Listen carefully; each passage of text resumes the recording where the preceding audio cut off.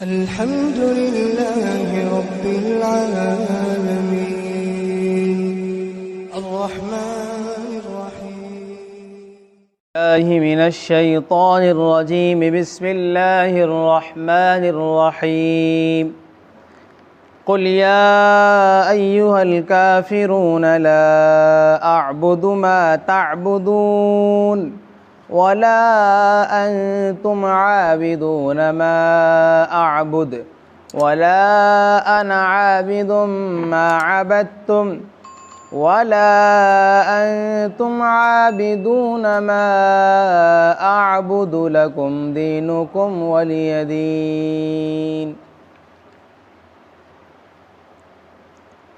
سورۃ الکافرون یہ بالاتفاق مکہ مکرمہ میں نازل ہوئی۔ کچھ لوگ حضور اکرم صلی اللہ علیہ وسلم کی خدمت میں آئے، کچھ لوگ کیا بلکہ ولید بن المغیرہ یعنی حضرت خالد بن الولید، سیدنا خالد رضی اللہ تعالیٰ عنہ کے والد محترم ولید، اور عاص بن وائل، امیہ ابن خلف،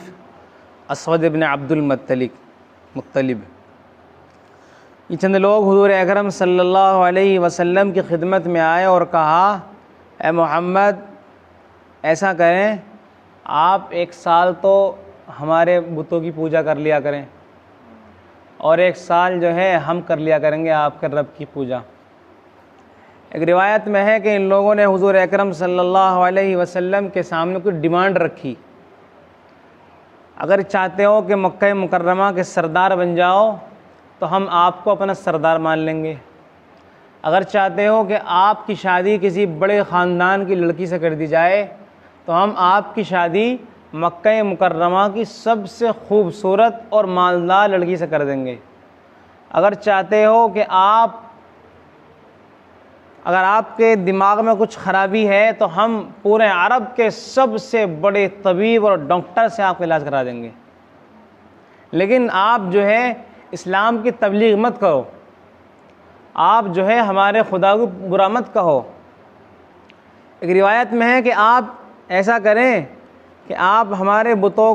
پر ہاتھ رکھ دیں، ان کی تصدیق کر دیں، تو ہم جو ہے آپ کے رب کو خدا مان لیں گے۔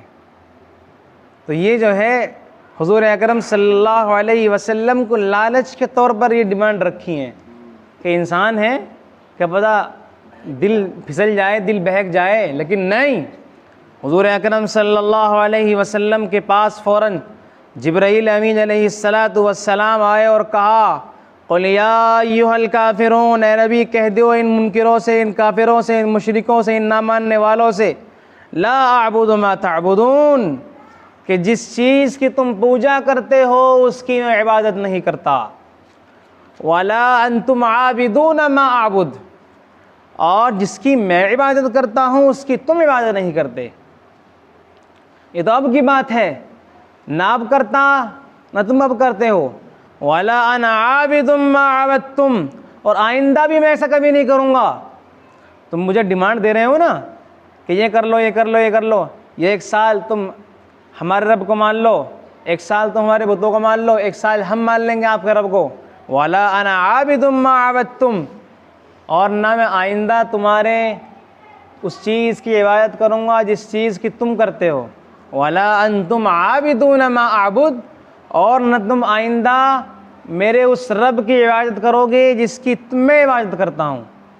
یہ بالکل دو ٹوک الفاظ میں بتا دیا گیا کہ بس میرا رب ہے، میں اس کی عبادت کروں گا، وہ اللہ ہے، میں ان بتوں کی، لات و حبل کی، منات کی اور عزا کی عبادت نہیں کروں گا، تم کرتے رہو۔ آگے فرمایا لکم دینکم ولی دین، تمہارا دین تمہارے لیے، میرا دین میرے لیے، تمہارا راستہ اپنا ہے، میرا راستہ اپنا ہے۔ اگر تم پوجا کرو گے بتوں کی تو اس کی سزا تم بھگتو گے، تمہارا عمل تمہارے لیے ہے، میرا عمل میرے لیے ہے، جیسی کرنی ویسی بھرنی، نہ مانے تو کر کے مر کے دیکھ، شاعر نے کہا ہے نا، جیسی کرنی ویسی بھرنی۔ اگر تم ان بتوں کی پوجا کرو گے تو اس کی سزا بھی تم خود بھگتو گے، اور میں اللہ کی عبادت کرتا ہوں اس کے سزا میں خود بھگتوں گا اللہ کے یہاں پر۔ تو یہ صورت مکہ مکرمہ میں نازل ہوئی تھی ان کافروں کے جواب میں۔ تو معلوم یہ ہوتا ہے کہ اگر کافر مشرک کوئی بھی اللہ کو نہ ماننے والا ایسی مصالحت کرے جس سے حرام کو حلال یا حلال کو حرام کیا جا رہا ہو، تو ایسی مصالحت بالاتفاق حرام ہے، حرام۔ ایسا نہیں ہو سکتا کہ اس وقت کے منافق، اس وقت کے یہود، اس وقت کے نصارہ، اس وقت کے مشرکین یہ کہنے لگے مسلمانوں سے کہ مسلمانوں ایک سال تم ہمارے کرشن جی کو مان لو، ایک سال ہم اللہ کو مان لیں گے۔ ایسا نہیں ہو سکتا، نہیں، ہمارا رب اللہ ہے، وہ ہمیشہ سے ہے، ہمیشہ رہے گا، وہ مالک الملک ہے، مختار کل ہے، وحدہ لا شریک ہے۔ بہرحال یہ صورت نازل ہوئی تو یہ صورت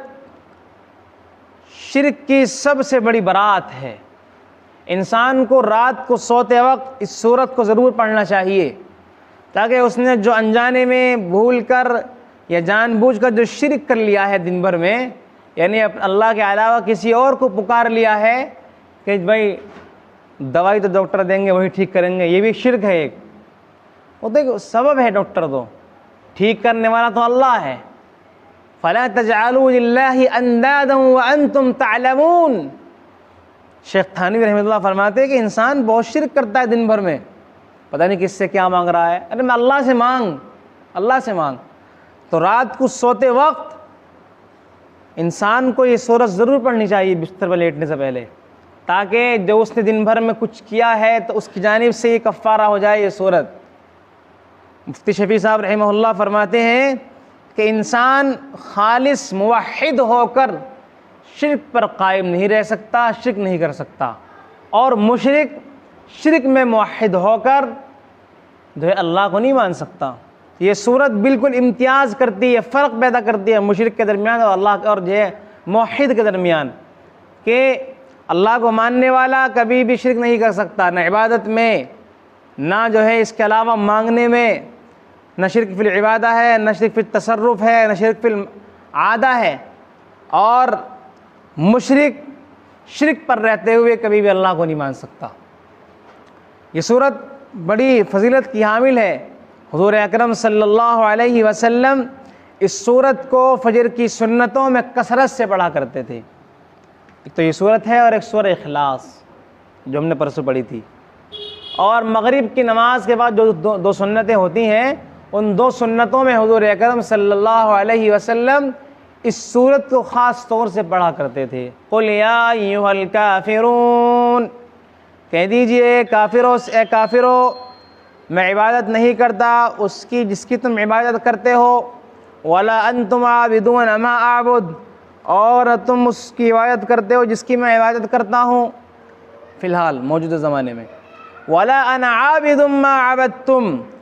اور نہ آئندہ زمانے میں میں عبادت کروں گا اس چیز کی جس کی تم عبادت کرتے ہو، وَلَا أَنْتُمْ عَابِدُونَ مَا أَعْبُدُ، اور تم جس کی عبادت کرتے ہو اور نہ تم عبادت کرو گے اس کی جس کی میں عبادت کرتا ہوں، لکم دینکم ولی دین، تمہارے لیے تمہارا دین ہے اور میرے لیے میرا دین ہے۔ تو یہ صورت جو ہے، اگر کوئی انسان تکلیف میں ہے، کسی انسان کو کسی چیز نے کاٹ لیا ہے، تو وہاں پر اس صورت کا دم کر دینا چاہیے۔ حضور اکرم صلی اللہ علیہ وسلم کے ایک مرتبہ بچھو نے کاٹ لیا تو آپ نے پانی منگوایا اور نمک منگوایا، آپ نے اس کو دھارا اور ساتھ ساتھ یہ صورت بھی پڑھتے جاتے تھے، تو آپ کا وہ مرض دور ہو گیا۔ معلوم یہ ہوا کہ اگر کسی انسان کے کوئی درد ہے، کوئی چبھن ہے، کسی نے کاٹ لیا، تو اس کا دم شفا ہوتا ہے، اس کا دم کر دیں انشاءاللہ وہ مرض دور ہو جائے گا اور وہ بیماری بھی دور ہو جائے گی اور مریض بھی ٹھیک ہو جائے گا انشاءاللہ تعالیٰ۔ اللہ تعالیٰ ہم سب کو اللہ کے ساتھ اپنا تعلق قائم رکھنے کی توفیق عطا فرمائے اور شرک جیسی مہلک بیماری سے ہم سب کی حفاظت فرمائے۔ وآخر دعوانا الحمدللہ رب العالمین۔ الذين آمنوا وتطمئن